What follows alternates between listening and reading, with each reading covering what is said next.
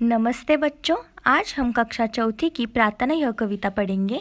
इस कविता के कवि हैं शंभु प्रसाद श्रीवास्तव जी। पहले हम कविता की पंक्तियाँ पढ़ेंगे और फिर कविता का भावार्थ देखेंगे कि कवि हमसे क्या कहना चाहते हैं। तो चलिए हम कविता पढ़ेंगे।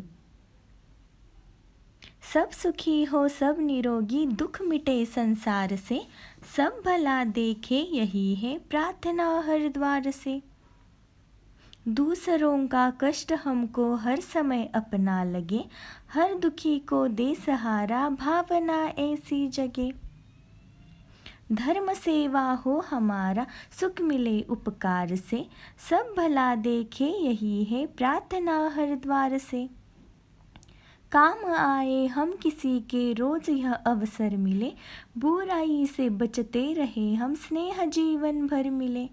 एक भी चेहरा न भीगे आंसुओं की धार से, सब भला देखे यही है प्रार्थना हर द्वार से। तो चलिए कविता का भावार्थ देखेंगे। सब सुखी हो, सब निरोगी, दुख मिटे संसार से, सब भला देखे यही है प्रार्थना हर द्वार से। कवि ऐसी प्रार्थना प्रभु से कर रहे हैं कि इस संसार में सभी सुखी और निरोगी हो, पूरे संसार से दुख दूर हो जाए। कवि सभी घरों से यही प्रार्थना कर रहे हैं कि सभी व्यक्ति एक दूसरे का भला देखें, एक दूसरे की भलाई के बारे में सोचें।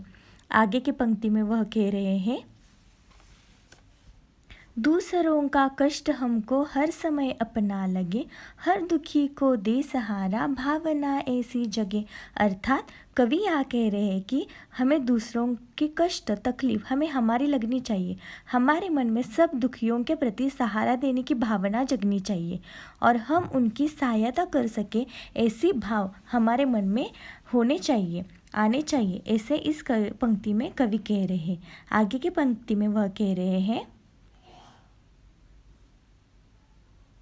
धर्म सेवा हो हमारा, सुख मिले उपकार से, सब भला देखे यही है प्रार्थना हर द्वार से।